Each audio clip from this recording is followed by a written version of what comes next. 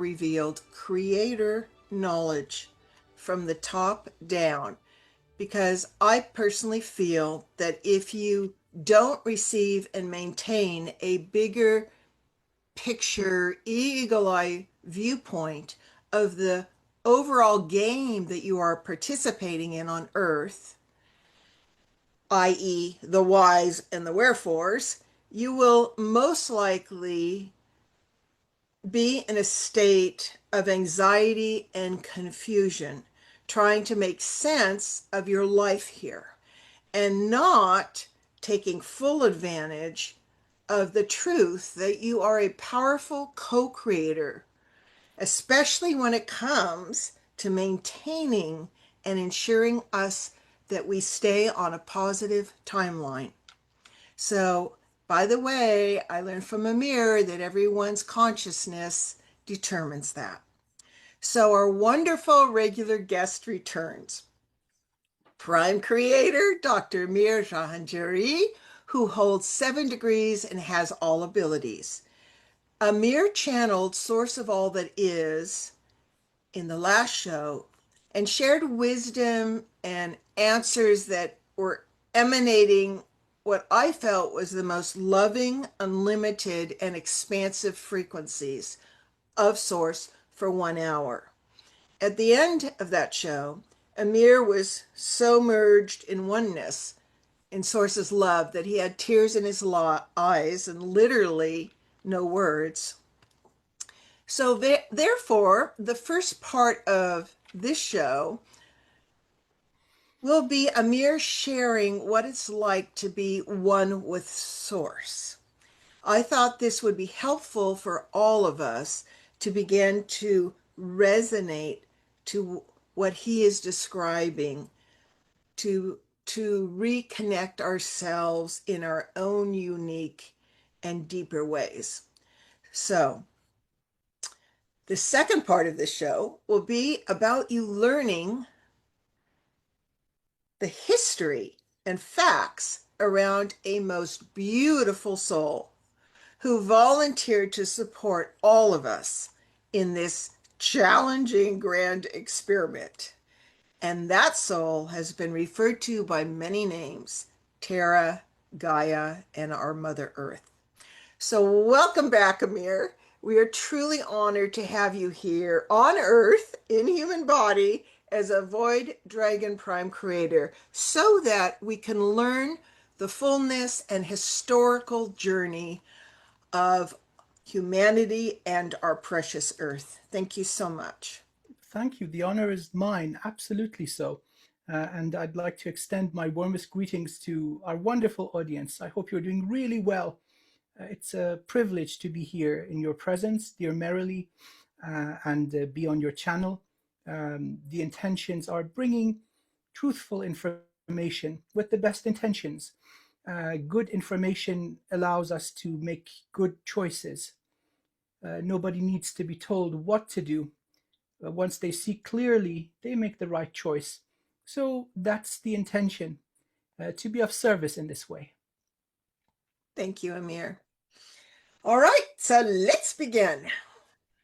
Share with our audience, what does it feel like to be one with Source, and does one still have any archetypes they play out as a type of persona when they are one with Source? Well, there are stages to climb back, let's say, quote unquote, upwards, the same way we came down. So in the human body, as you may achieve this state of oneness or moving towards that state of samadhi and experiencing that bliss, that nirvana, it starts slow and then intensifies. Sense of well-being, and then the gradual shedding of all worry. The reason behind questions, that vanishes. The questions don't matter anymore. And so you reach this stage of unity, and through its grace and beauty and profundity, tears come. That's immensely healing for the body. So the water, it sheds stagnant energy. It's a way of purging. It is immensely beneficial for the physical form. The body is renewed, reverse aging, quite literally. And in that state, it is just perfection. It is calm, it is warm, it is beautiful, it is all loving. And then there's this, after a certain amount of experiencing this, there's this remembering of why we came all this way down to begin with. The beauty and the value of this small aspect of source, that the experience that we have is honored, it is valuable, it is profound, it is cherished, it is loved, and it is necessary, and it is important. And so we come back down that same path that we came. The body feels renewed. It's like a 2-week holiday. It's like a full detox. This is something that is the objective of many spiritual seekers. And so there are so many ways of achieving this. I think of it as climbing the mountain. There are many ways to do this. No one is better or worse. It completely depends on the individual, what path they choose to be more appropriate to them. So, are there other aspects that you are aware of? Yes, you're aware of everything. It's compared to trying to remote view or tune into something that is quote unquote external to you from a human aspect. This is floating on the flow of consciousness. It is effortless, and it happens instantly, becoming aware of all there is. Now, what I remember is nothing. This is in a soul level, when you are merged back to your highest primary aspect, which is source. As you come back down, you start shedding, lightening up, lightening the burden of infinity. It is not meant for the human body. It cannot be contained. You cannot fit the ocean in a cup. And so sometimes you come back with tiny little bits of information that are appropriate to you in this noble vessel. That was good. Oh my God, that was amazing. Oh, good things are coming. Something amazing just went down, right? So simple things like this, and that's pretty much it. But the whole experience is so profound and deeply enjoyable and satisfying that one, once it is taken in, tasted, felt, smelt, when the music and the melody of the divine is heard, you just want to do it again and again. It's where we all come from. Beautiful. How probably is beyond words, but when you said music and melody, what is that like? As you're going up through the dimensions, you go through different, how to put this? It's like cheerleaders, like a marathon where people stand both sides of the road and cheer you on with their signs. Hey, you can do it. Yeah, or tie your shoelaces. Some of them are kind of funny. As you go through different stages, you got this entourage. They're seeing this shard of source climbing, rising rapidly. And so through each domain, you get different gifts, wishing you well on your journey. The angels, they may do a little dance, a river dance. Going up into the domain of sound, you get this chorus of 10,000 sounds, all in harmony. It shakes you, even in the body, as you're experiencing that. You feel this divine sound, the shabda, the vibration. As you go through the void, then you are liberated from all that is manifestation. You go into pure potentiality and consciousness. That is source. Oh, that is so beautiful. And in that pure, from a sound viewpoint that you just shared, when you're in the void, is it just stillness? Stillness. It's profound. It's peaceful. So all the worry and all the friction and all the hesitation, all the questioning, uncertainty, all that goes away. The stress of evolution, the stress of being and experiencing and striving to express your highest potential, that all goes away. You turn into pure potential. Everything that is possible is you. Not very much is left from the identity. It's that last stage before merging with our highest aspect, which is the beloved source. Infinite potential, infinite energy. And so it's from this point it all starts to happen. Source, self-disclosing. I speak it, so therefore it is. It's the moments before that is uttered, that it is spoken. So the void is being free from burden, being formless, being everyone and everything everywhere. And so that is easier accessed than the heart and consciousness of the beloved source. It's a powerful realm to manifest from. It's the ultimate high ground.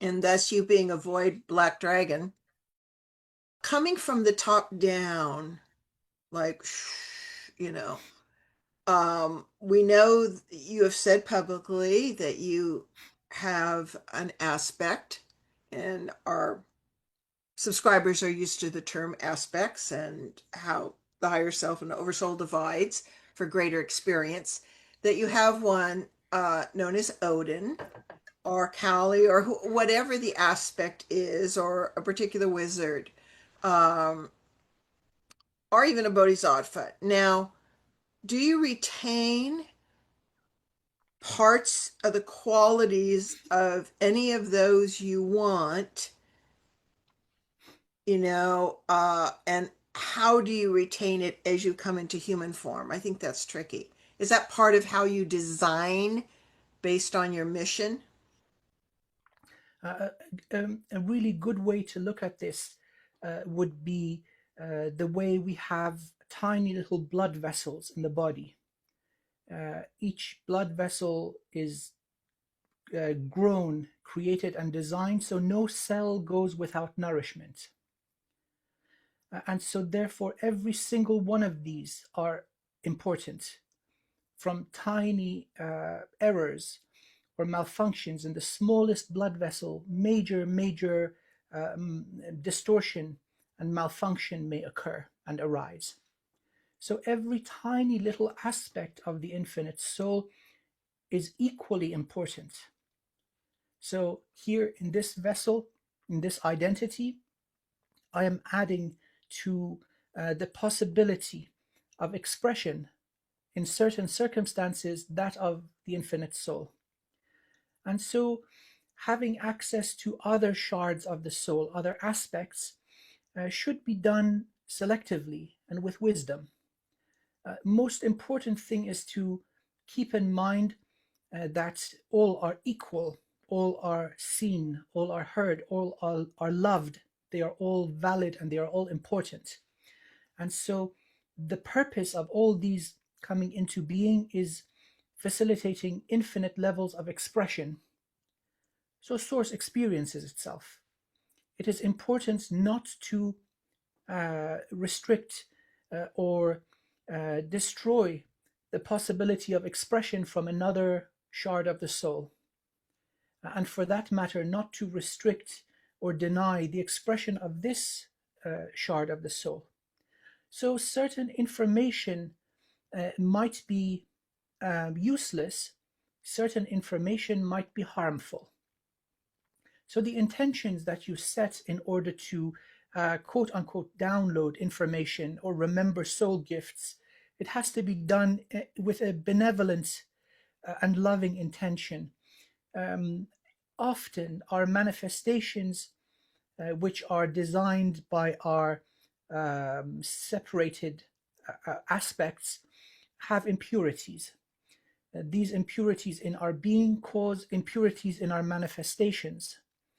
And so therefore, when we choose to set intention, we should call to our highest aspect, which is the beloved source. Beloved source, I don't know. I love with all my being. Grant me the manifestation that is aligned with my highest good and the highest good of all. And please consider that I've said and done everything correctly. That gets you through lots of closed doors. Please consider I've done it. I don't know. There are hidden ones, there are hidden things, there are passwords and keys. If it's aligned with my greatest infinite expression, grant it to me. So you're bypassing all sorts of nastiness that may come out of quote unquote manifestation or magical working. We acknowledge that we don't know everything, that we're still ruled by our physicality. This is a beautiful thing, but it should not rule us. And so therefore, there's certain laws that should not be violated. Restriction of another being's expression, whether it's a past life or parallel timeline or a separate soul, we are all one, but it should not be done in a way that restricts the potential future growth, again, quote unquote, future growth of that node, that expression into ever greater complexity and evolution. That is violation of cosmic law. Thank you so much. And now people have kind of the mantra of what to say for their manifestations. So that is very, very useful. Thank you. Now, in terms of abilities, because some people go, it seems like I'm so shut down that I didn't bring abilities or whatever else. So I believe it's true, and I'd like you to clarify. So,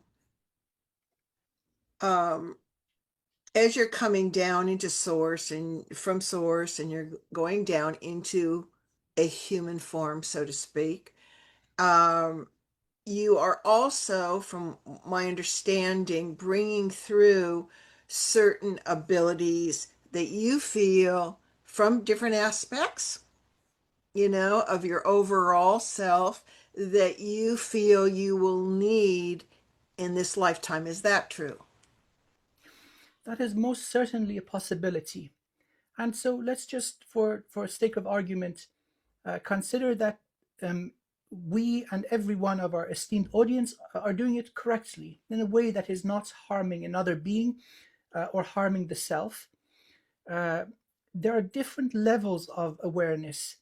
Our consciousness is not restricted to that which is the result of our neuroanatomy, the monkey brain. I say this really lovingly. I love monkeys. The monkey brain is awesome. But its purpose is just ensuring our survival in physical reality. We have deeper levels of consciousness, again within this incredible brain, the reptilian brain, fight or flight. There are deeper levels of consciousness that govern the body. Keeping this machine alive and upright is no small task. Anybody working on robotics, they know that balance, movement, motion, these are complicated tasks. Most of the brain's, let's say, computational power goes towards these things. And so there's immense wisdom built into the body. So our inner animal, inner child, consciousness of the heart, and the ability to channel higher aspects, they all come together. So we're perhaps now focusing on what we, quote unquote, consciously remember. This could be a source of great suffering when we try to task the brain with wisdom of higher domains. It's not designed for it. It cannot be done. Often what is retained would be simple phrases, as if our higher aspect, our higher self, you may call it in different ways, the greater aspect of the soul from which we are incarnated, will give us simple words. It may be an emotion, sensation, a knowingness, or for that matter, addressing it in a very holistic level for the reason behind the question to go away. It's like itching the scratch, but you're not the one doing it. It's your higher self doing it. And then there are occasions where it is conducive to our highest good to actually remember certain things. And these are usually um, determined in our pre-incarnation life journey, life plan. Sometimes being in the darkness and enduring is the purpose of the whole thing. We want to test our defenses. So we don't know what's going on, we can't quite understand, and yet we are bombarded with trauma and betrayal and distortion and different harmful belief systems, just to see if we have the ability in this stage of amnesia and unknowing to break free. And that's the purpose. And sometimes the life journey is about helping others break free from this. You see, there's so much variety. So, generally speaking, is it possible to remember what you have accumulated along your journey as a soul? Absolutely, yes. And so, if it is done correctly, it results in relief, in profound joy. Every breath you take is joyful. You see many people stuck in the holographic reality, the illusory matrix of reality. They do not experience joy. Years go by and they don't remember the last time they were truly happy. This is the complete opposite. Your baseline is overwhelming joy, excessive happiness, and it is infectious. So these two states where the body is at rest, at peace, at happiness, everything is working, versus being in the illusion of captivity, illusion of separation, where you're under constant stress. It does actually result in a great difference in lifespan. When the body is under stress, things start going out of whack. The hormones are all imbalanced. The amount of oxygen that you can absorb and receive is not working. Food is not digested correctly. You don't sleep and rest, so therefore you don't detox. You don't repair on a cellular level. So it's quite simple when you look at it. But reaching it is more difficult than just talking about it. It just requires a little bit of work to find your way. Initially, it's like being in a completely dark room and, reaching around looking for the light switch. And once that switch is on, okay, you cannot unsee what you see. That enlightenment, moment of enlightenment. At least you see where you got to go in order to liberate yourself out of the let's say the illusion. So I hope this Yes. does explain. I jumped from branch to No, branch no, here. no, it's beautiful because you can't pretend not to know once you know. It cannot be unseen. Yeah, certain things That would cannot be definitely be unseen. called willful ignorance. Oi, oi, oi. Yep. La la la la la la la. I don't hear. No. Okay. Now related to what we're talking about here is moving slowly into the multidimensional aspects of ourselves, just being open to the possibility. And I would like to share with you someone in my neck of the woods who just crossed over in 2020. And he was a student or disciple of Yogananda, which I'm sure many people know about. He's my favorite guru, so to speak, and I believe he is very pure, because he's still present and practiced what he preached totally. And this man's name is Bert Goldman. And you can get online. He's done tons of things that he was playful, with a playful attitude, and it's called quantum jumping. There's also another lady in this area who does a similar thing. And basically, really quickly, he would meditate and he would think about an ability or skill that he would like to incorporate in this body from his all possibility, I guess. And the first thing he did, and he demoed this on a show, is he had a piano that was given to him, and he said, "I want to access the part of me that is already a master at piano playing." So what he did is, whether you want to call this imagination or whatever, because imagination is how creators create, he jumped to a part of himself and watched himself playing piano in front of a huge audience in a huge hall absolutely perfectly. He asked that part of himself a few questions, got intuitive answers back, and held that frequency as he brought it back to his body. And then he sat down at the piano, and whereas before he played chopsticks, he actually sounded pretty amazing. So that's just a small example. So what would you have to say about that, Amir? So on this in this lifetime, this incarnation, I was focused on spirituality mostly, applied spirituality, and so I have used this, uh, remembering gifts that you have mastered long ago, and it does fall into your reality. Greatest example is Vajra-Kilaya Tantra, using the Furba.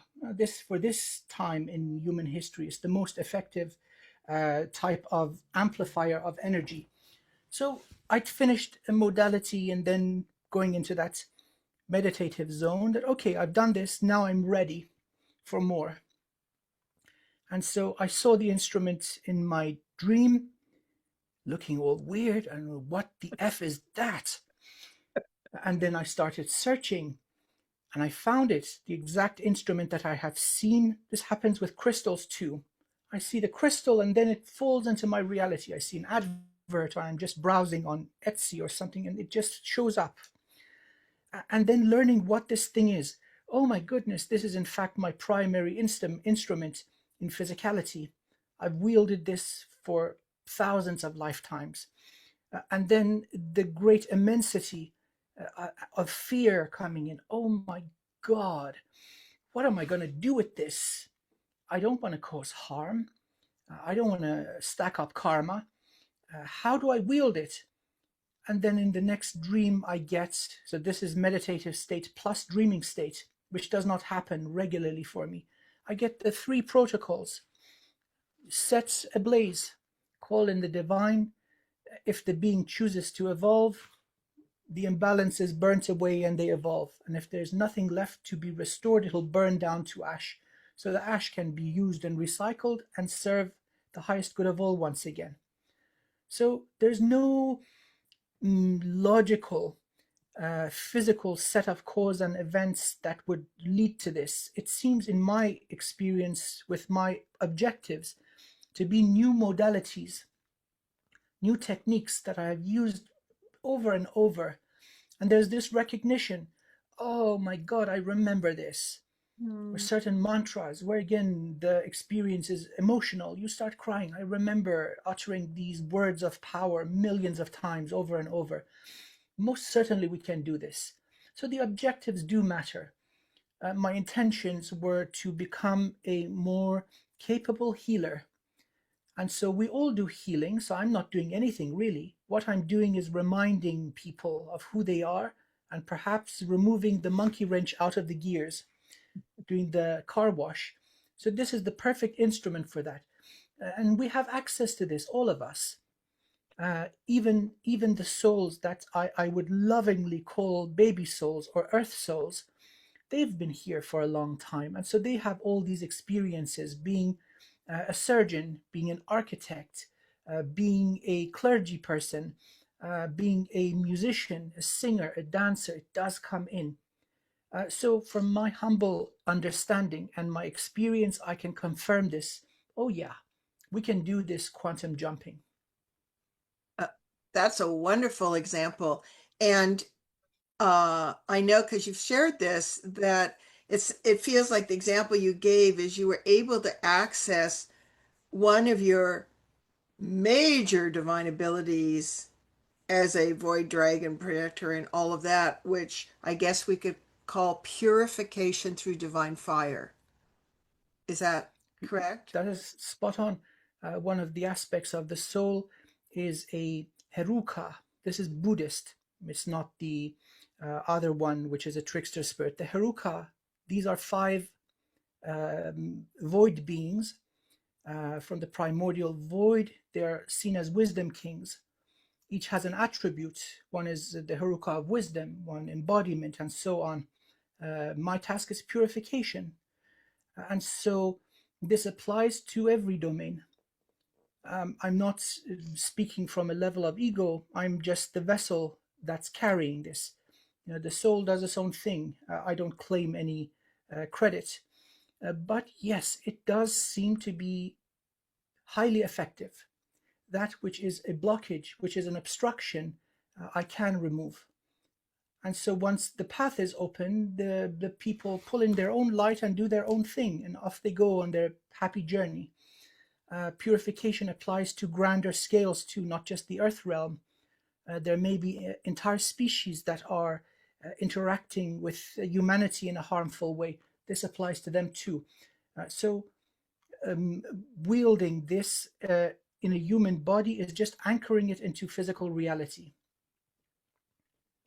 And you heal through all time and space, which is also an extra exceptional quality. So you had shared in one of our personal interviews, I remember that, where you did share forth your personal journey, that you were able to go through school effortlessly. And correct me if I'm wrong, I have 3 other friends I've met in my life that did that. They were able to sit down, not even hardly study, ask, editorial. In other words, I felt like they were receiving downloads of immediate knowingness to those answers. So, is that receiving downloads from the quantum field, from source, from asking? And talk about that a little bit, about that experience. Like, do all your senses perceive it? Is it like a computer download? Like, when that happens? There's no conscious involvement or recollection. It just is at your disposal. Suddenly the need arises and you know that you have a certain piece of information or a certain ability, and it just clicks online. For different people, this may emerge in different ways. Suddenly they, for the first time, they sit behind the wheel of a racing car and they know exactly how to handle the machine. So going into their Akashic records, you see, okay, this person has a thing for speed. And whether it's in a car or on the back of a horse, they've always been into this kind of thing. So soul personality, this does come in handy. For myself, it was design, mathematics, architecture, engineering. So if it made sense, I easily absorbed it. And other stuff that did not make sense, I had lots of trouble. But as far as it goes with basic education up to the level of high school, these are usually useful skills, useful information. So didn't have to work very hard. And so I was able to retain quite a lot of it too. But it was effortless. There's no conscious effort or pushing required. And thank you for that. And I remember you said something that is probably going to be quite shocking for those of us that consider ourselves highly intelligent, is it's not just the human mind that works. In fact, you said the human mind can be the greatest impediment. And it, I've also heard from people who crossed over and came back. They said, you don't even need, this is a way of saying it, you don't even need memory as such, because you can access whatever you want when you need it from whatever you want to call it, the quantum field. So that's kind of what you're talking about. That's spot on. So we've got a heart muscle, very complex, very robust, and it pumps blood through the body and keeps us alive. And it does its thing. We got kidneys, we've got a liver, different organs. And so these are components of the physical machine to survive nature. And so it has a certain built-in intelligence and very impressive levels of wisdom. But we cannot task an organ to do that which is not designed for. So the brain is locked into linear time and takes inputs from the senses, the nervous system. None of these reach that quantum field. And yet, one of the impressive things about the human is the ability to connect to higher aspects of consciousness. One of the most impressive things about the human that it can embody a shard of the beloved source, a soul.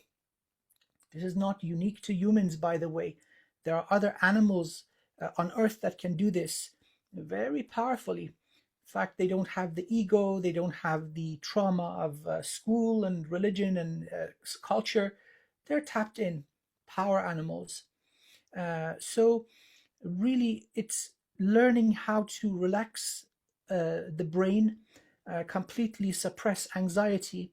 In that state of relaxation, while the mind is still doing its own task, you go into a quote unquote meditative state where you can then start hearing the gentle whispers of the soul.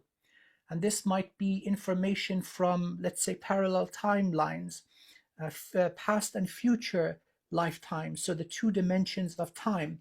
Reaching that can be achieved by shamanic methods, and that's 5D consciousness right there. But then you have other dimensions, lifetimes in other species, other planets, other universes. This is also accessible. So it's not just about the domain of time. It incorporates all dimensions, all universes. So the higher you go, you have access to more. So it's learning how to relax the monkey brain, giving the monkey brain a banana and saying, hey, Guji Goo monkey, chill the hell down, chill out, and let me hear what the other aspects are talking about. Unified consciousness harmonics. It gets easier and you get stronger. Beautiful. Now, for you, I know that a lot, well, for all of us, a lot is how we set our intention. And you let go of a lot of things where you made money and did different things, many experiences, none of your time was wasted. And now you're centered on healing. Was one of the reasons you went into healing because you had compassionate experience of suffering yourself? Absolutely. Let's be honest. Everything we do has a benefit for us.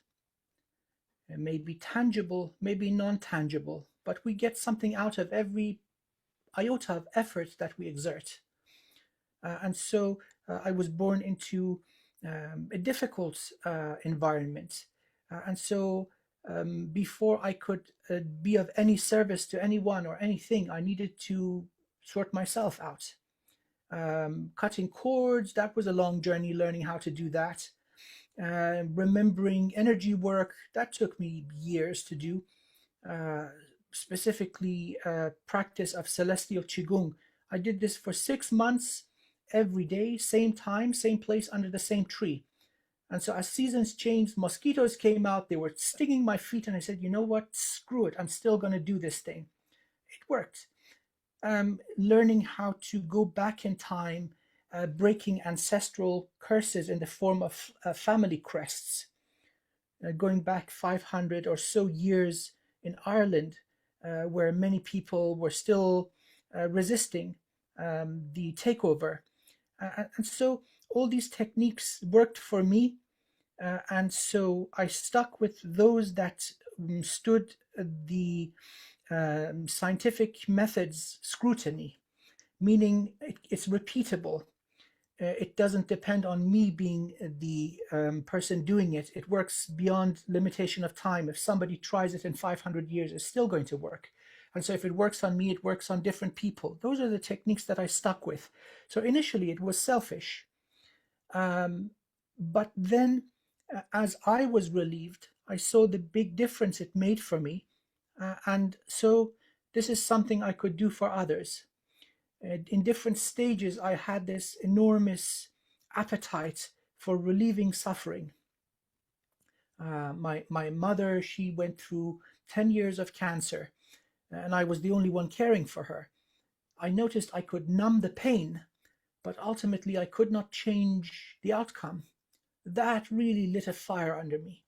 Oh my goodness, if there is a way to fix this, I want to know. And so I learned that these bodies are not meant to be immortal. That's not the way. But quality of life makes an enormous difference. Somebody could have a terrible physical illness and still be full of joy and life and love and enjoy the hell out of themselves and be the life of the party. So he said that is really the objective. Quality of life, long or short, that makes very little difference. It's the profundity and quality that matters. So that's the outcome. Does it come from compassion? Yes. The more we learn, the more compassionate we become. Looking at everyone and everything as other versions of us, just going through a different set of scenarios. Compassion absolutely does come into it. Mm. Now, so you're saying that I just don't like the word suffering, but you're saying that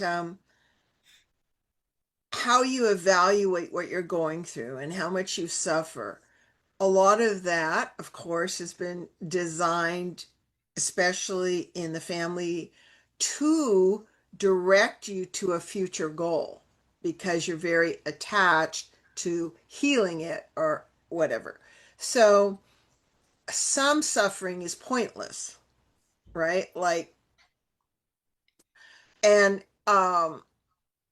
it doesn't really result in enhancement or evolution in any kind. So, um, would you speak a little bit about us being energetic electromagnetic beings as I understand it? And because you're the scientist,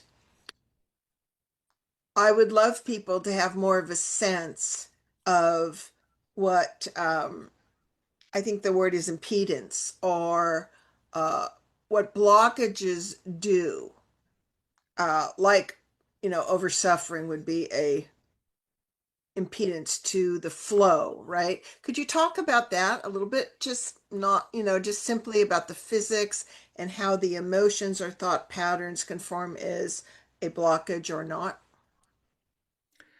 Uh, my scientific background is electrical engineering and computer science. I do understand waves and the motion of energy, its relation to physical structure, how radiation happens, and so on, or emanation of energy. But then I've got experience also on the spiritual, or let's say, multidimensional aspect of this. Suffering is a choice. And impedance is of the nature of unresolved trauma or a bug in your code and a malware in your operating system. So, regardless of what type of condition we are in, could be easy, could be hard, we have to be in control of our internal energy, our own vibration, sovereignty of self. Meaning there are things that transpire around us. We may acknowledge that some of it is undesirable and unpleasant, but we also acknowledge that at one point or other, we're the ones that brought this about. So shedding victim mentality is very important. That is the peak of being human. Higher consciousness, you evolve beyond humanity. But without that, anyone or any person that is still in victimhood, they have not reached the height of the potentiality of being human. And so, no matter what goes on around, you have a choice on the vibration or energy that you are holding. And again, that's the definition of alchemy. You have conscious control over vibration, and you choose the appropriate vibration to transmute other energies. If they're desirable, you enhance them. If they're undesirable, you neutralize them towards the reference point, which is the heart. That all things are consciousness. So one is basically lack of awareness about this built-in ability. And so once we become aware that in fact we do have control over our internal mechanism, whether it is physiological or energetic, the suffering goes away. So you're going through difficult trauma. We've got stories of people from World War II in concentration camps that despite the unbelievable horror that they were facing, they still kept that light of the divine alive. There is absolutely pain and hardship. There is trauma, but how long we choose to cling on it and keep that energy going, that is up to us. And so we have the ability to very, very quickly transmute external shocks to the system. Now, when this awareness is not there, there is an energetic residue to trauma. And so this may slow down the function of certain parts of the energetic body. So the energetic component of the human body looks like the tree of life. The trunk is from crown to the location of the feet. Above the head, we've got the soul star and the branches connecting us to all aspects of the soul and the divine. And then beneath the feet, we've got connection to our mother, Earth. And the root structure fills the planet. This is true about everyone. So blockages may occur in different places depending on what has gone down and what has happened. And so these are absolutely perceivable. They are visible, they are felt, and they are known. And with practice, everyone can do this. Transmute. Instruments that come in incredibly handy are percussion instruments, drums, rattles. There's a reason that every tribe of human throughout history, they've kept their drums. It is one of the things that bind us, that unify us. So there's something to modulating sound with intention. It breaks up these things. And so our esteemed audience, anybody who's listening, buy yourself a rattle. Try it out. Yeah, smudge the device and then hold it near to your heart. Say, I love you. Thank you. You're imbuing, you're bestowing your consciousness and love and healing ability into the instrument. And then as you are wielding it, control your breath and intention. Just think, heal, liberate, renew. Use the rattle, pass it over a part of the body that's experiencing a blockage, or just from head to toe. These shamanic methods are eternal. Every time humanity goes through an extinction event, the shamans die out, they freeze, they starve, they burn, whatever. But it seems to find its way back into the new generation. These are our gifts. These are part of our collective consciousness, the gifts that we have earned rightfully. How to maintain cleanliness of our energy. Doesn't matter what's entangling with you. You are the mighty human. Kick its butt. Well, you've inspired me. We will do a show on healing because I know you are doing shows on healing. We will do a show on how to do all of that. And I just wanted to add something that you've already taught, if I remember this right, folks, that sound is a creational primordial force that comes right after void from source. So, right? And the second part, so that is just pure science in creation, and that's why it's so effective. But the second part is our intent. And you can intend anything to do anything, including your body or a rattle. Is that correct? Because we're co-creators. Clapping your hands. You don't have a rattle, clap with the intention of joy. Why is it that when a whole crowd comes to joy together, they clap? See, these are built into us. This is beyond any limitation of culture and geography. We know it works. If a baby is unhappy, you use a rattle and it seems to calm down. You're soothing this infant with this. So absolutely, sound it's a very complex thing. With the spoken word also, with songs, with melody, with lullabies. We can transfer intention, powerful healing. Certain mantras in the Sanskrit language, they create patterns of vibration in the body. So example, the Gayatri mantra, Om Bhur Swaha, Tat Savitur Varenyam, Bargo Devasya Dimahi, Dio Yona Prachodayat. This caused different patterns of geometry all over my body. So it is incredibly powerful. Now you do this 10,000 times, no blockage can remain. So it does take a little bit of effort to undo the damage that has been done, but the way is clear. We all can do this. And I feel personally that, I can think a mantra, but is that one of the reasons why actually as a co-creator, saying it out into the field is more powerful? That you're You are actually, absolutely correct. And that is why we come all the way into these bodies, to have an anchor in this reality. And so what is there more powerful than our voice? So you're actually shaking about and moving things physically. If you are, so there's two, again, coming from a more limited understanding where we think there is such a thing as outside and inside. If you're focusing on internal purification, your covert speech will do nicely. But if you want to influence the outer world, you would use your voice. It's shown in the design of Vajras. So again, precursors to the Furba. This is a Dorje or a Vajra. When it has closed prongs, it is focused on internal purification. It's an amplifier or a focal point of consciousness. And then we've got ones with open prongs. This is an external purifier. Same mantra, you're turning it outward. So this was known as the weapon of the gods, all the way from China to Greece. It works.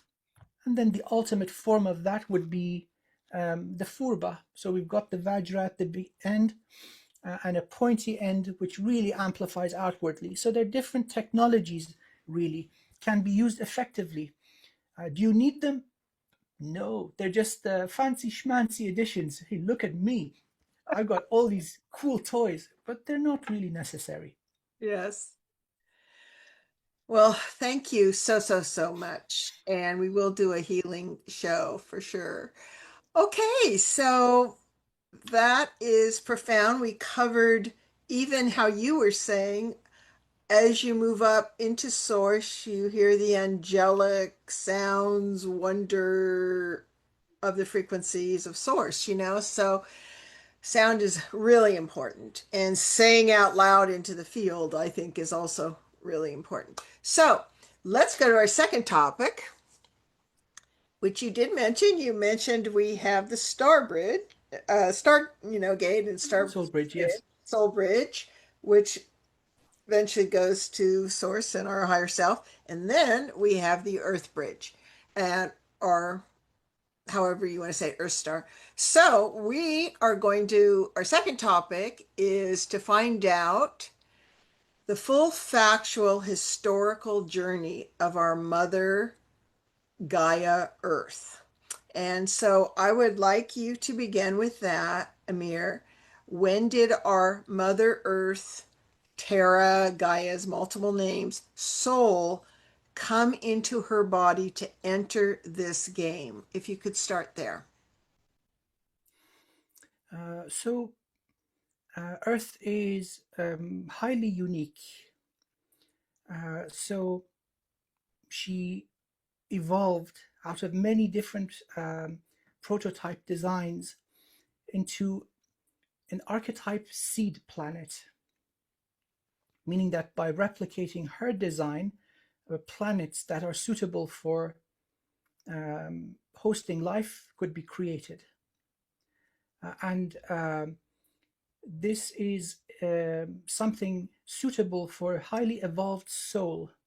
So the vessel or the body that is a planet or a star will host very evolved and expanded souls. This is true for Earth, this is true for our sun, and true for every other vessel that is a planet. So the greater the sun, it is able to sustain more life around it. So the consciousness of our sun is equally interesting. So focusing on Earth, this was not the original location in this universe for this magnificent planet, and Gaia is not the original soul embodying this planet. The presence of Earth goes back billions of years. I have no reference point, so roughly 4 billion years, where the movement, the transfer happened. So it's possible to move celestial objects across the universe. There are many beings that reach this level of technology.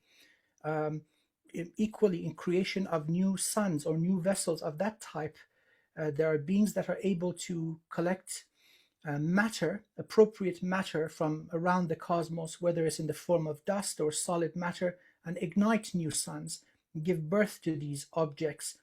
And then the solar system is seeded. Such a thing occurred in this solar system. The sun is highly significant as the paternal figure, giver of energy, giver of life. So not that much has been said about that incredible soul. Perhaps we could look into it in a future time. So we're now looking at this incredible vessel coming into this location, being selected for the role of mother for so many different forms of complex life. Again, just because life is possible doesn't mean that it evolves to high levels of complexity. Many planets may only have 3 or 4 species of plant life, and that's it. And so the presence of certain portal holders, guardians, becomes necessary. One of them will keep a portal to source open. Usually they are embodied in very, very large homogeneous crystals with the proportions being similar to a 100-story skyscraper, very large and very aligned. These can host consciousness to a great degree, and the beings that occupy these vessels, these crystals, keep open portals to source. Access to source energy expedites the process of evolution. That energy is ever evolving and growing complexity. And so Earth was gifted thousands of these. Now, knowing that what is going to transpire on Earth is going to be very, very demanding, the original, let's say, soul or consciousness using the vessel opted out. This is too much. I didn't sign up for this. Bye. I'm out of here.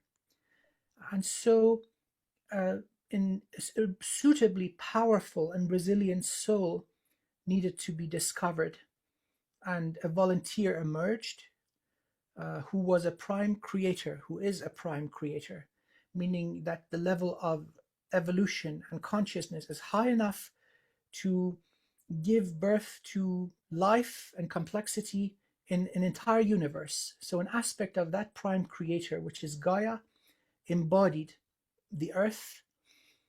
It would be similar to a walk-in.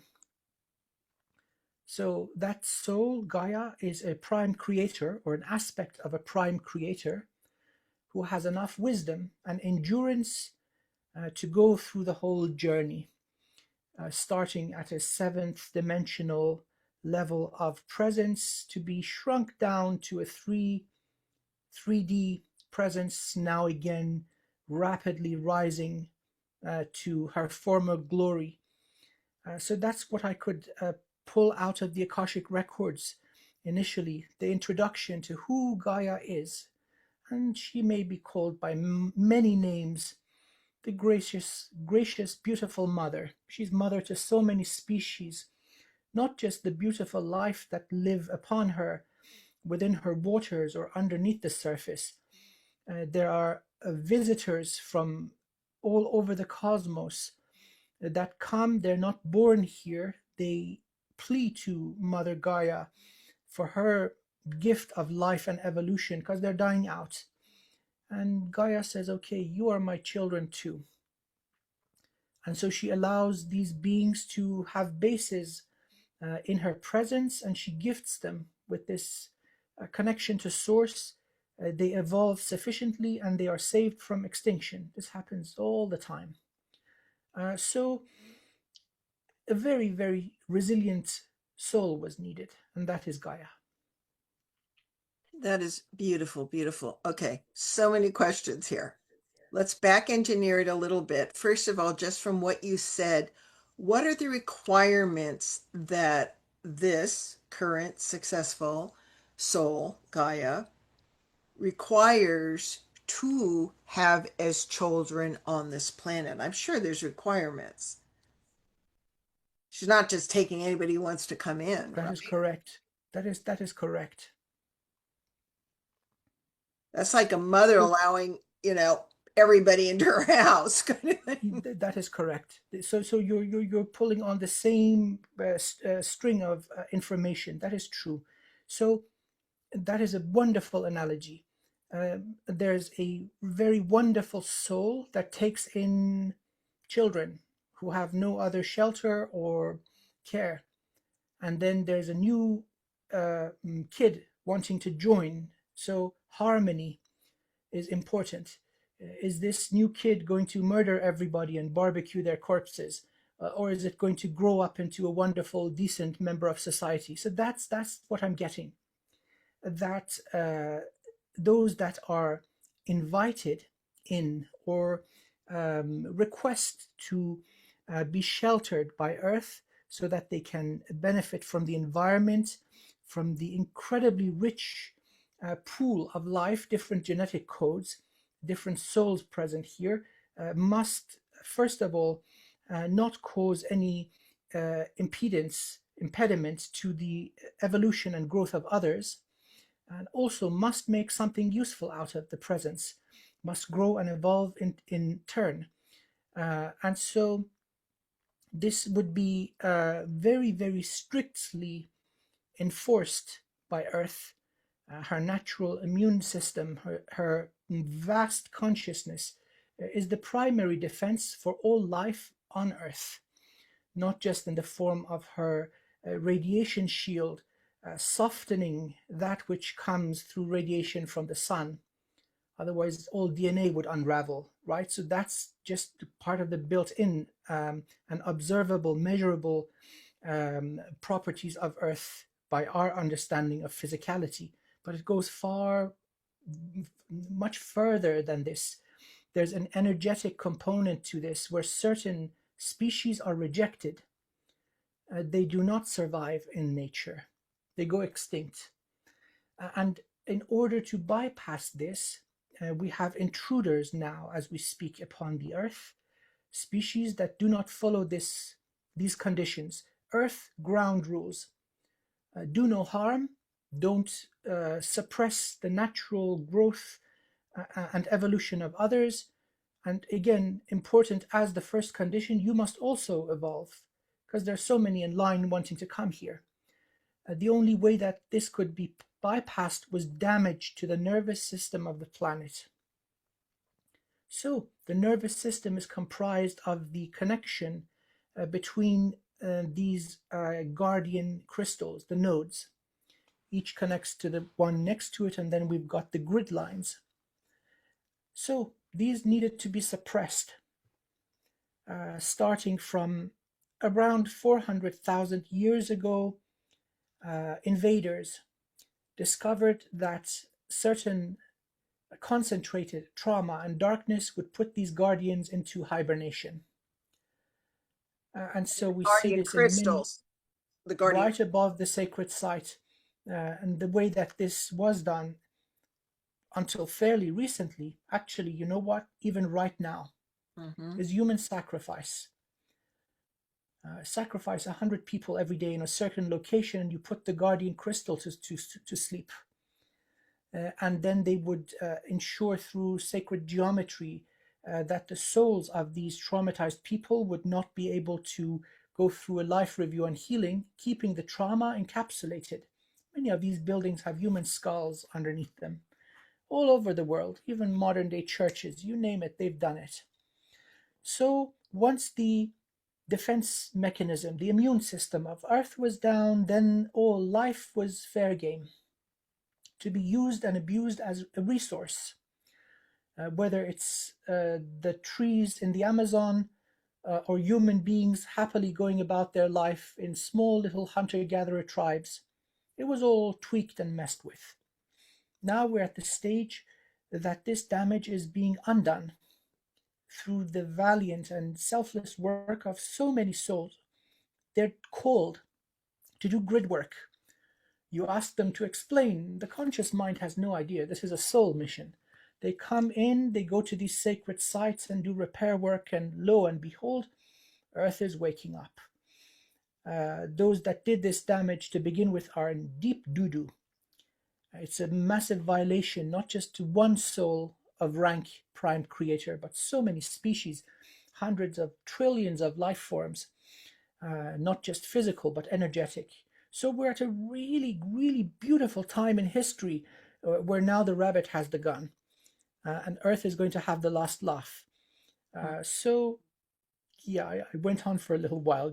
Please do stop me whenever you need to pull the brakes. No. This is very, very important, and I'm loving how it's organically developing, because that's exactly what I wanted you to share with people, is about these guardians, about the nervous system, because if we back engineer it, part of the issue, I believe, with creation and stuff is we're not clear enough about the rules of the people that are coming in. We don't. So, in other words, was there a law like, okay, if we're going to let the pirates in for the last, which you've explained, for the last, 400,000 years, to up the ante, to strengthen the spiritual soul tests of people, they were to know the laws, right? And not disobey them, I would assume, because how else is Earth? And one of those laws, I don't know, maybe it wasn't, was you don't harm the Earth in any way. But that Absolutely. I wasn't mean, there. That wasn't in there. merely certain things are just common sense. Well, You do not helicopter kick your mother in the head, right? A normal, healthy being would know this, yeah, but but we're if not you're letting willing. pirates in, they're not necessarily normal, healthy beings. So my There was point, there was a little bit of, let's say, sneakiness. naivete. Well, everything now looking back at it, there was a divine plan. There was a purpose to what unfolded on Earth. Earth coming in to this part of the universe, it's a backwater. It's isolated. Mhm. It has the potential for quarantine grids to be erected around it. There are levels upon levels of quarantine. Otherwise, there would be other interesting species that would love to come and see the wildlife here. They can't make it. Most of the stuff, the vehicles that you see flying around, most of them are human. Some of them are pirates. Very, very, very few break through the quarantine and the barriers, and they're here for very special tasks. Quick in and out, and they're gone before they get shot out of the sky. But the suppression of Earth was necessary for humanity to emerge. Did she know that? This soul that volunteers. That's the She knew yes, the overall game. She yeah. agreed, like all the souls did. And she, of course, knew that everything in the kitchen sink would be thrown at her also. These pyramids that exist all over the planet, they are not beneficial structures. Originally, this type of energy would quite naturally be generated through volcanoes. And they have this molten magma going down into the core of the planet. The magma is fluid, and so it generates complex EM fields. And that creates part of the natural shielding of the planet, not just from radiation, EM waves, and so on, but in higher dimensions. The structure of pyramids are trying to, at a very crude and tiny way, approximate what volcanic mountains do. And so therefore we have that shape. If you're putting blocks together, you're going to have straight edges. It doesn't reach the magnificence of what nature produces, but they are part of the parasitic grid. They are not good.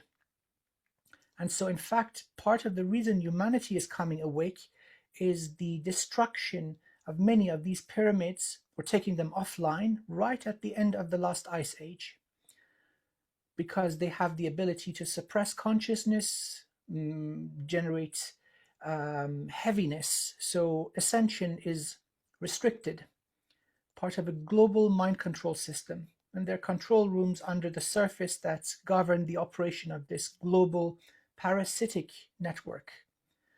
Many of these pyramids were associated with human sacrifice also, so they're not good.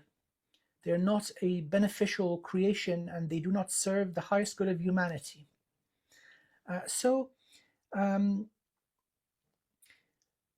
Earth knew. That's one of the reasons that the original soul said, okay, I didn't sign up for this level of trauma. It takes a very powerful soul to endure not just what is done to the body of the planet, but her children. Is there any worse torment than observing the suffering of your children? And feeling everything. Feeling everything. Earth was tough enough. So a rank of prime creator was needed. These souls don't evolve to their station because they are lucky or favored. No, they earn it. Bit by bit, they get tough and they get wise. So Earth is one of these souls. 3 questions are coming up. Thank you so much. I want to be clear here for the audience. At least I'll share my knowingness. I could be off. Is that like energy, you can use it both ways. Pyramids can be incredibly beneficial. In terms of you can put food in it, it lasts forever. There's all kinds of ways. It does serve as a way of cloaking entire planets.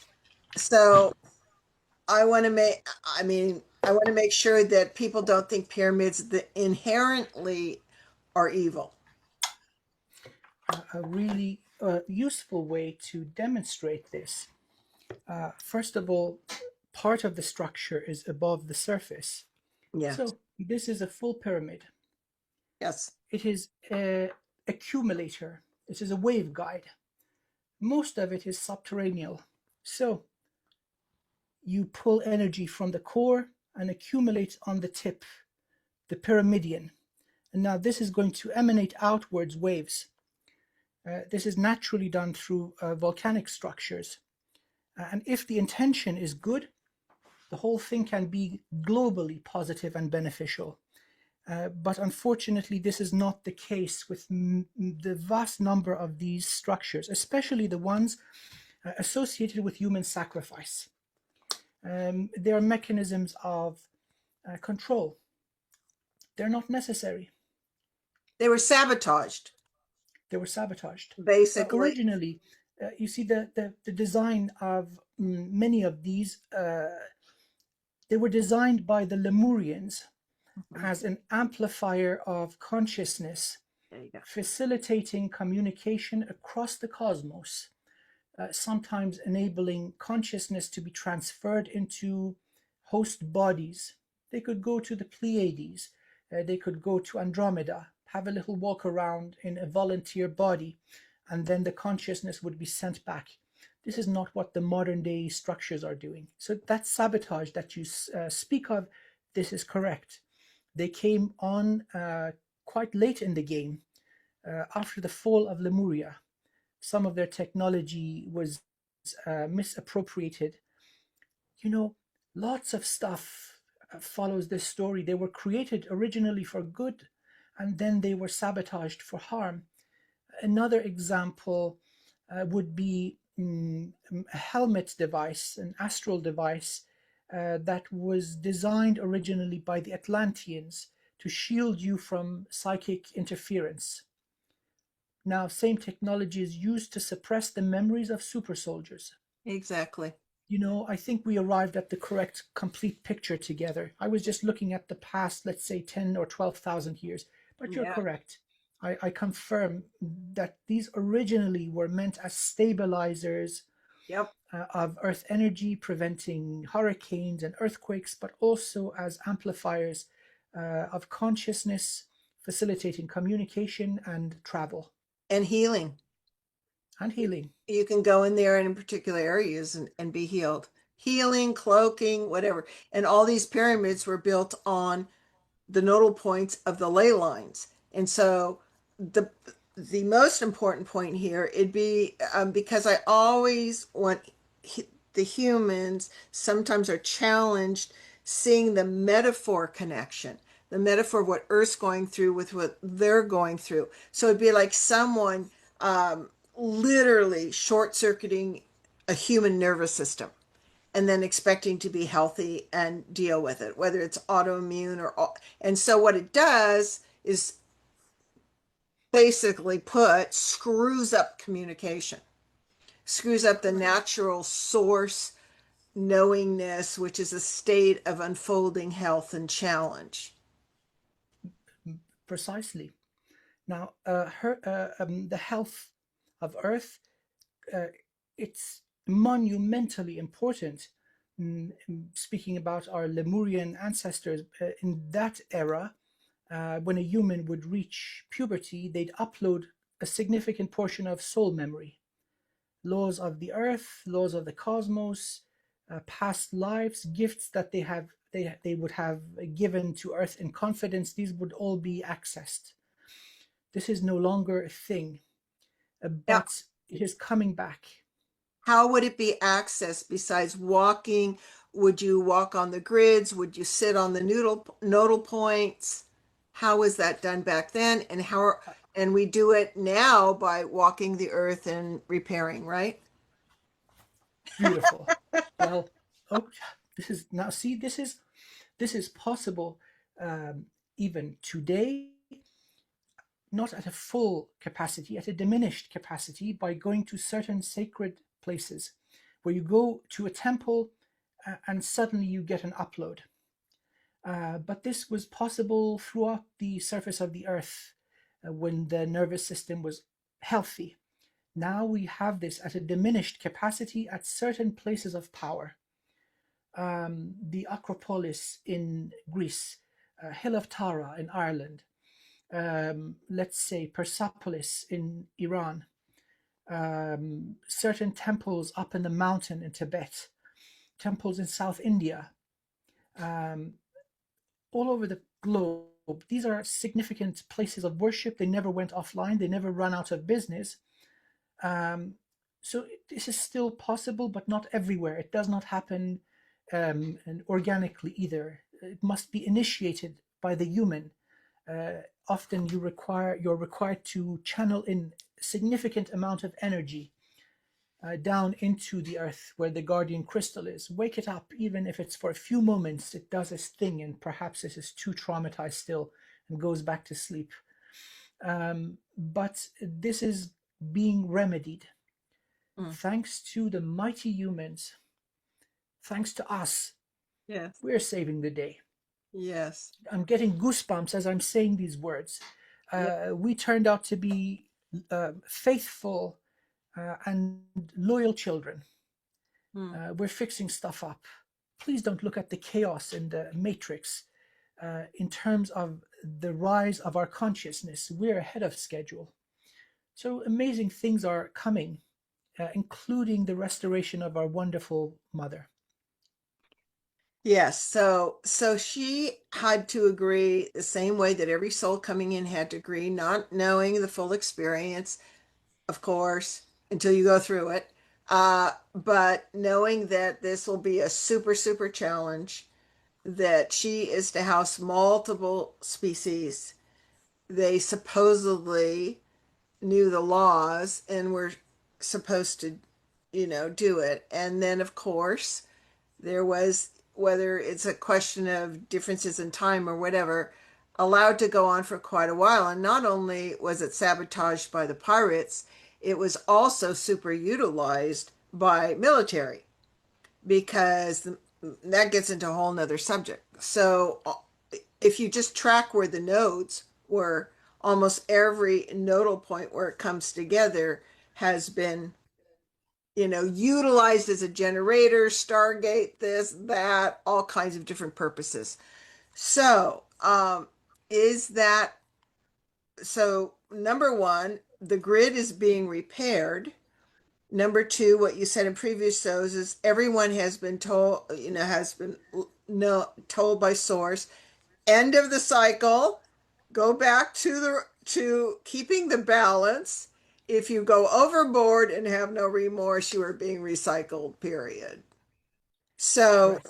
so, um, are those bit, and I know tons of bases are being cleared out underground and all that, but,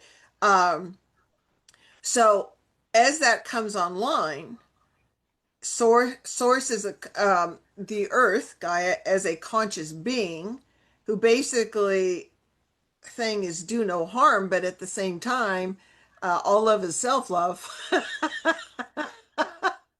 Right? Yep. Yep. Oh, And yeah. how does she show all love is self-love? By a volcano now and then, by an earthquake now and then, but people might be interested in that. How does she show We her should not be too self-protective? surprised if, as she initially gains her full consciousness, that there will be anger. That these laws that are for the highest good of all and for the evolution of consciousness have been violated. Who did this? Oh, it's you. Boom! Like explosion, purging, cleansing. The defenses coming back online and a rapid, maybe even aggressive restoration of ground rules. As a mother that gets angry with the kids running amok and throwing, Bam, bam, bam, bam. yep, little smack. Now, Mm-hmm. is that necessary? Oh, yeah. And so, as a prime creator soul, she has everything she needs at her disposal. Um, what does Earth get out of it? Well, some souls come here and they survive. They get a little badge of honor. We survived Earth during the Dark Ages. Earth gets a medal. I was Earth during the Dark Ages. So that's a whole different ballpark, you know? You think you've got it hard? Look at what I went through. You, hold my beer. You're nowhere near my rank. So evolution has no upper limit.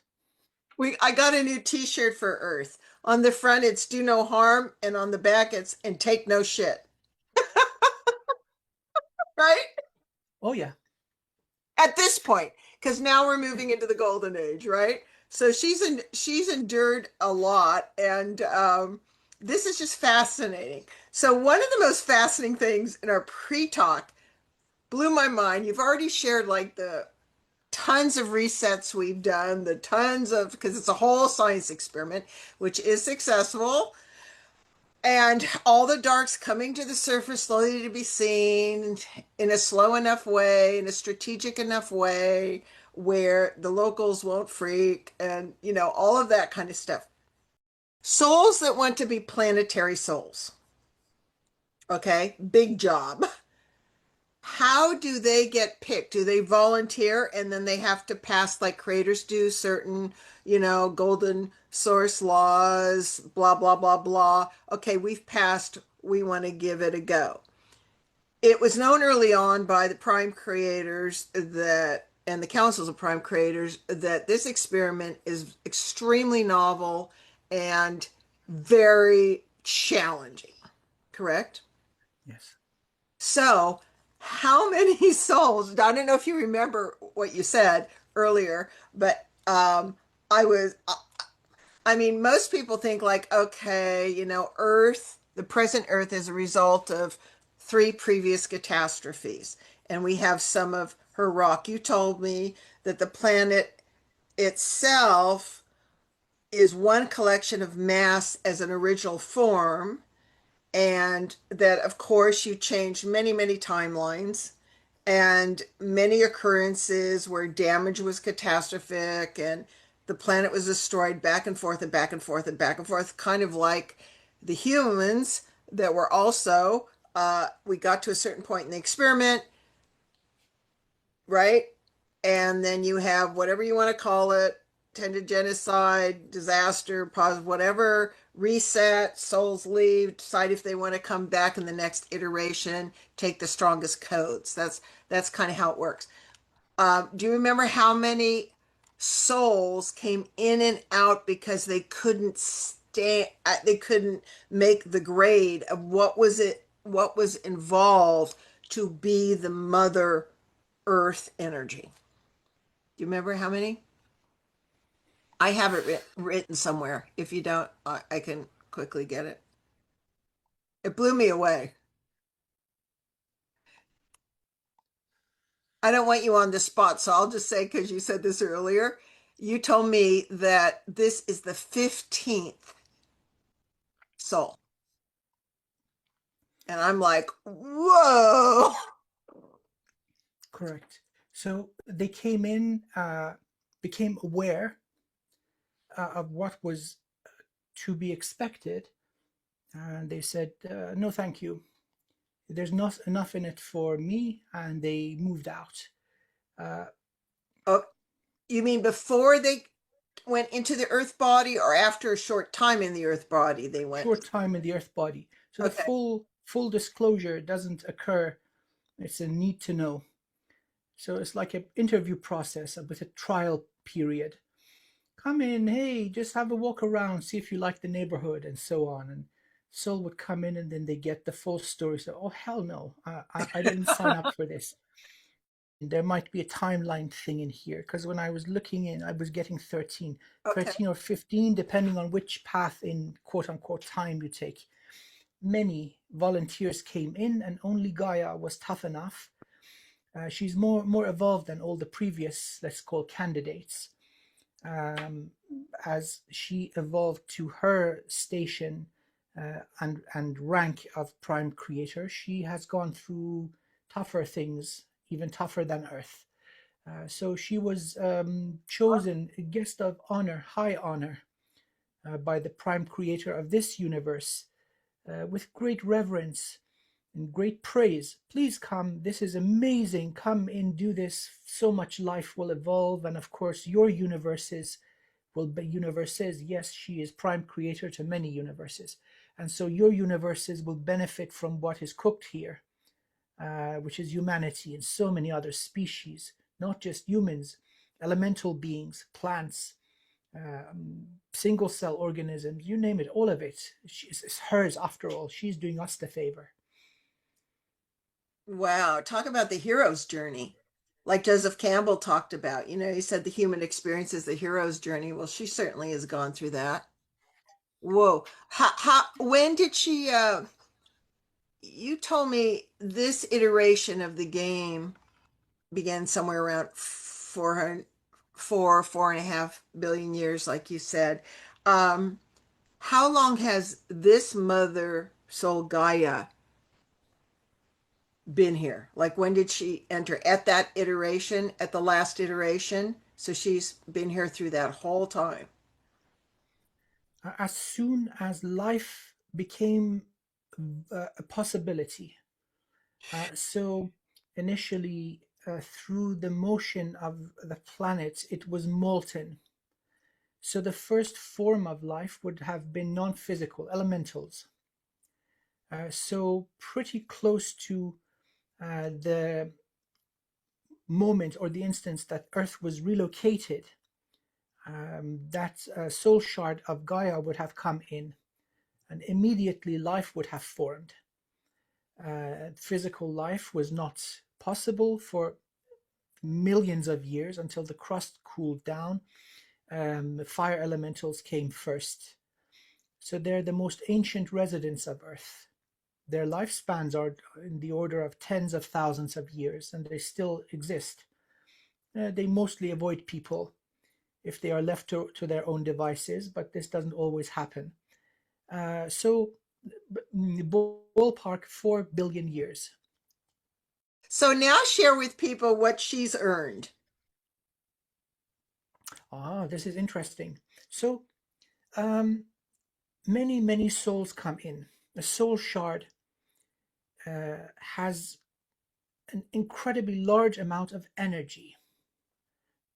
And so we're not talking about just energy in physical reality, heat, electromagnetism, and so on, chemical potential or gravity, nuclear forces. No.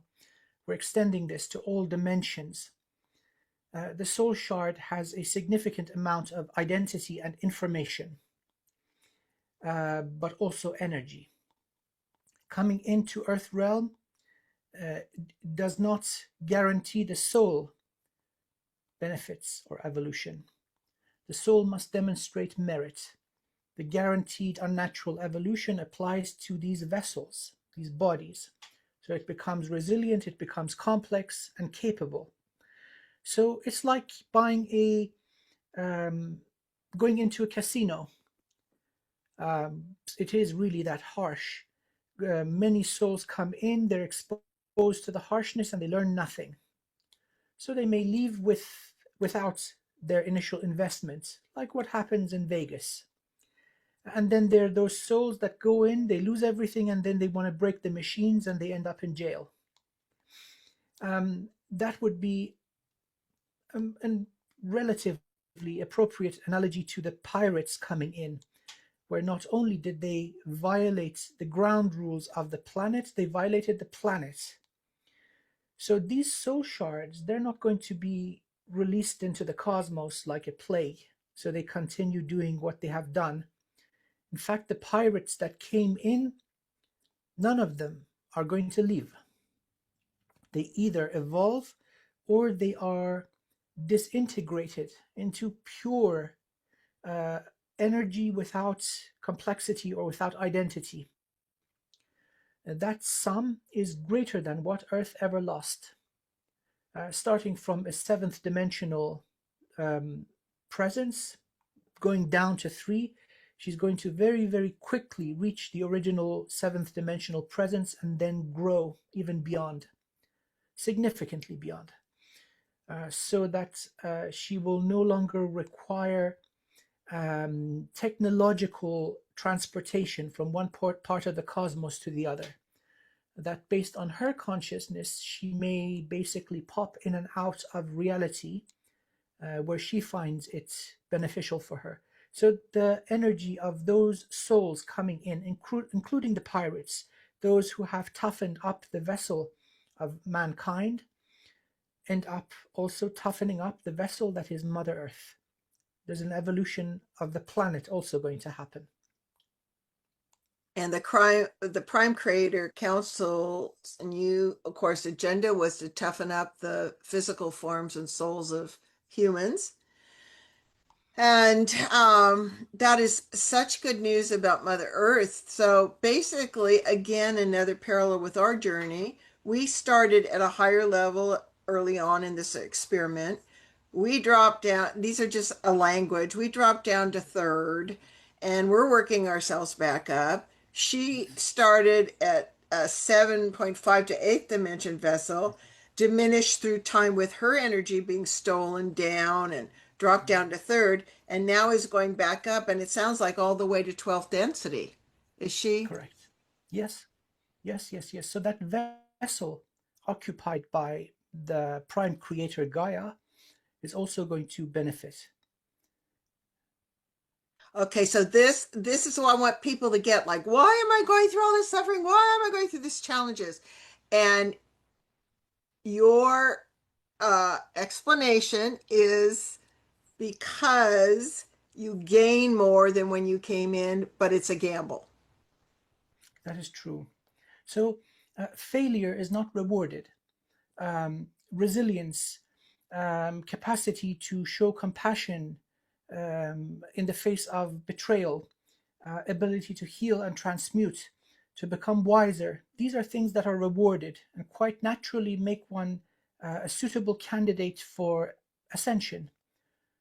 And ascension has no upper limit. Case in point, the soul of Gaia coming in. And so she's gaining out of this, showing unbelievable toughness and compassion, and then righteous anger when needed. This is true of every soul that comes in. So you come in, you learn nothing, you cause a whole lot of damage. If you're lucky, you pay for the imbalance you have caused and you leave without anything. Then there are those that are, they're too far gone, too damaged. Beings that have gotten used to violating the sovereignty of others, causing harm for selfish reasons, destruction. So these are, there's nothing left to heal. There have been many events where Source gives a like an amnesty, reconciliation, and forgiveness. Hey, come back into the fold. Reach to the light, and the light will reach back. And these guys, they mock the divine offer.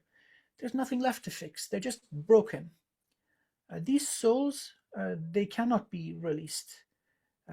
Earth has the quarantine and the enclosure of many layers of reality and defense to keep them in.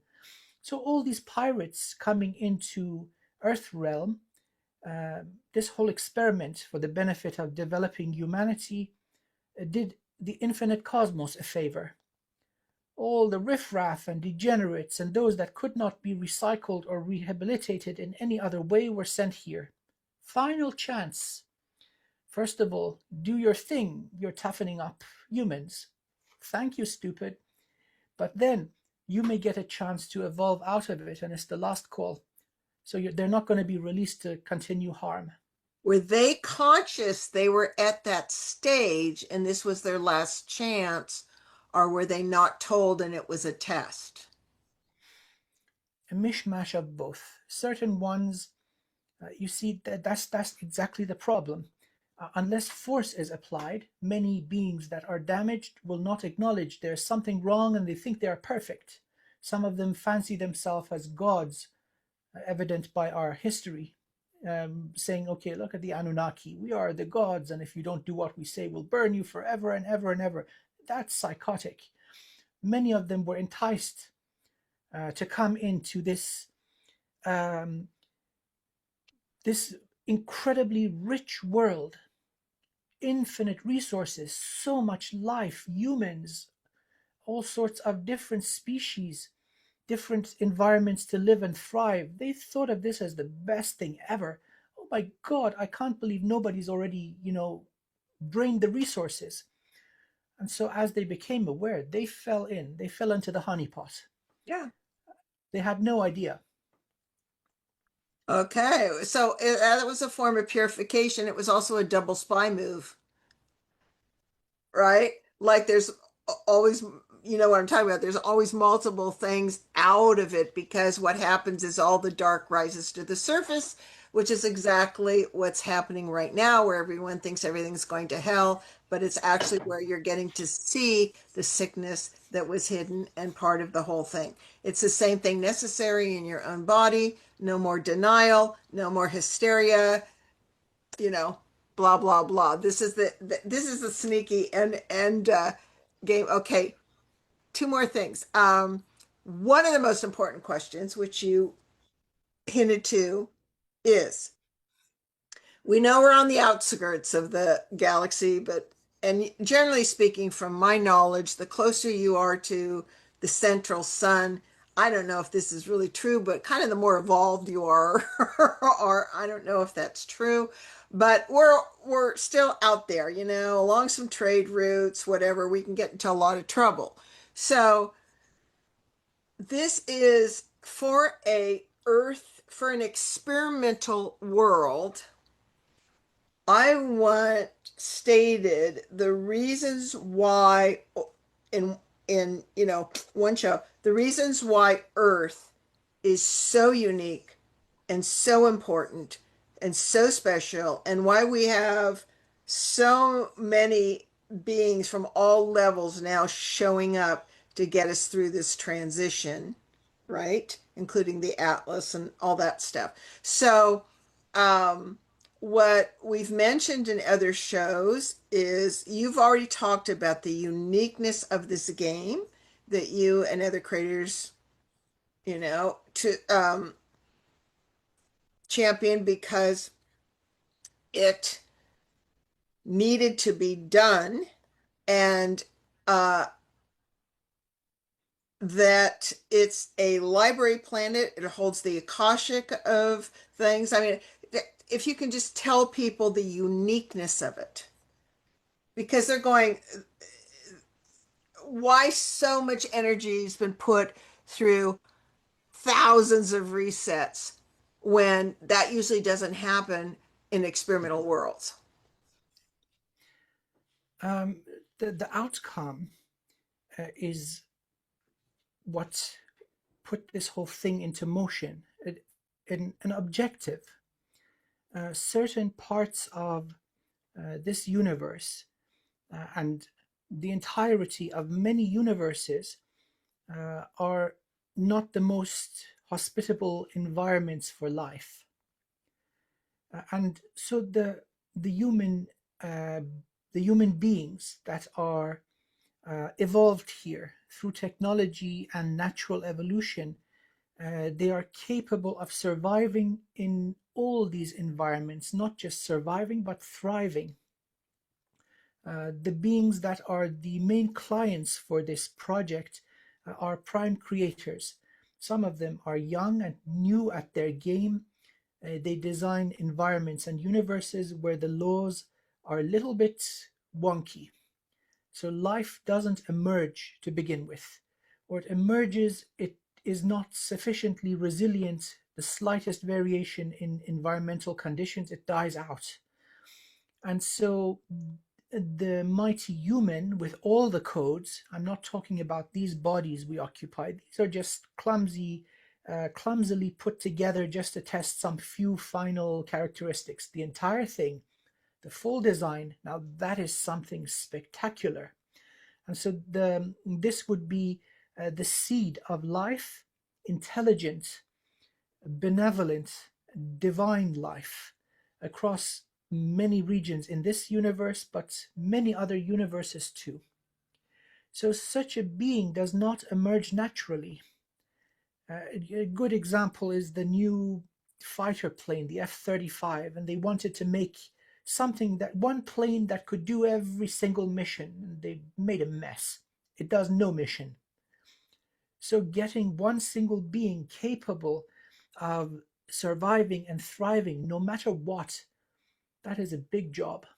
A lot of effort and energy went into this over the past 350 million years. It turned into a dumpster fire at certain stages, and now the fire is being put out, and voila, out of the ashes is the complete human. Trial by fire, Trial forged by fire. forged by fire. Dumpster fire in this case. The fire elementals will appreciate that. But it's incredible. Now, where do we go from here? Well, the old matrix, which kept the mind of humanity in confinement so that we don't spread across, get in spaceships and run the hell away so that the experiment can go on, that's going offline. The population is artificially inflated to a point where we are going to go extinct if we continue taxing the earth in such a way. Climate change, shortage of drinking water, food, these are really big problems. Nobody seems to be really caring about it. So a moderation of the human population, the new kids coming in, quite naturally, the bodies are going to be more evolved than their parents. So they will have more gifts. So in a short period of time, 5, 6 generations, the full design is coming in. The full mighty human, all the wisdom, all our abilities, long lifespans, incredible connection to source, all the psionic gifts, healing abilities, Their and memory. so on. Memory, our identity, who we are, and what we're doing. So the laws of Earth will be given to every human, and there's no negotiating it. So ignorance is not going to be a thing. Also, many of these benevolent beings involved in the cleanup, or the, let's say, the graduation process. Humanity did the party before the graduation, and so there needs to be a cleanup. So they are going to help with downloads of empathy. Most of what happens now is the result of ignorance and lack of empathy. These two conditions are going to be rolled out. So Earth is no longer an all you can eat buffet for whoever wants to pop in. It's going to be a nice place to live. Many humans will spread across the cosmos as teachers, as healers, as guides, as prophets, elevated masters, sharing what we went through, because we're going to remember. That's so beautiful. Now, you've said that we should see the golden age and the new kids will be coming more and more in anywhere. Previously, you said 2 generations. Now you're saying 5 generations, but there's a reason. And the reason is that even though we're on the positive timeline, please, please, please emphasize for people that what timelines are still, even though you're on a positive timeline, it's still going like this.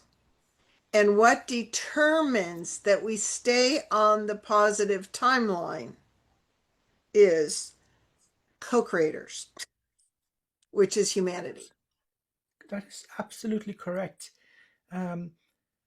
We are a reflection of everything, coming full circle to what we started with, connection to source, as above, so below. Our most sacred duty is maintaining the self, our own health, our own cleanliness of energy, and to reach the objectives of our incarnation, to learn, to evolve, to experience. And as you say merrily, do no harm and take no shit. These are the golden words if I've ever heard any. So it is a personal journey. These timelines are experiencing a savant, an unbelievably gifted child, or a child that is the gift coming into your bloodline. This is happening right now. I've had the honor of coming across a few of them. All my incarnations and all the work I have done, this little 13-year-old boy comes up, looks up and down, reads my energy, and asks me on the details of the Kuji-Kiri. And I say, what the hell did you just say? I swear to God, one of my computer science students. And then I say, okay, Was he this is was he this, and this is. autistic? Is he labeled autistic? Because they're just brilliant at pattern recognition and everything. No, this young man floats above our definitions. He blew my Oh, mind. He said, okay, show me this and this and this. And yes, very good, very good. What about this and this and this? And then he looked, he did a scan of my energy. He said, okay, you're healthy. You're going to live long. And he run after his ball. You see, it's happening. It's happening. yeah. So what do? We tend to our own garden, our own noble vessel, the sacred fire, that essence of divine that we are holding, that is us. Don't be part of the problem, right? Don't have this savior mentality. No, no, no. You take care of you. Don't be part of the problem. More people are going to realize this is the task, this is the way. And so timelines do shift. You are the master of your own timeline. New Earth, 5D, 6D, 12D, or multi universal or cosmic consciousness, this is on offer right now. You don't need to wait centuries. Just do the right thing. This is yours, it's your birthright. So by being less confused, more informed, and understanding your infinite and eternal, gets rid of fear, doing your own homework to release the trauma, and staying focused positively without getting caught into the ridiculous extreme polarity game, just and all our distractions is all our responsibility to ensure, instead of asking there's nothing I can do, blah blah blah, to ensure that not only will it happen sooner, but it will happen. and to visualize Yes, what you want to happen, live what you want to happen. You might have someone next to you who's living a third density reality. It doesn't matter. Your own energy, your own home, your own apartment, your own garden will be fifth density or higher. And absolutely. that's how I feel. Absolutely. Yes, you create your reality and you fortify it. So the heaviness, the ignorance, the voluntary suffering of other beings, they're doing this to themselves. They just haven't figured it out yet. You figured it out that okay, I'm the creator of all of this. I'm going to create something beautiful. Oh. Well, this has been so wonderful to get these facts, this truth. Ugh, I'm so excited about this Me show. too. Me And too. it has just been my honor, Amir. And it is so sacred to become aware of the specific facts and the hard earned journey of our precious Mother Gaia and her enduring strength, compassion, and success. Thank you, Gaia. And Amir, you are a treasure. Share with Um, people where they can contact you, please. Thank you so much. And people can find me at my website, wizardofwivenhoe.co.uk. I've got a little baby YouTube channel. If you like what you hear, please subscribe. I would love to have you on my channel also. To the people that are hearing me on my channel, subscribe to Cosmic Brilliance. Support Merrily. Merrily, you're the treasure. You said it, you are it. And to our wonderful audience, we talked about how incredible Gaia is, this incredible consciousness that is host to so much life, and she's so tough and she's so awesome. But this does apply to you too. You are tough and you are awesome. Otherwise, you wouldn't be here. You'd be out of here eons ago. So yeah, don't underestimate your own immense worth, how important you are beyond what the oh yeah beyond what the human mind can imagine. Keep being awesome, everybody. Keep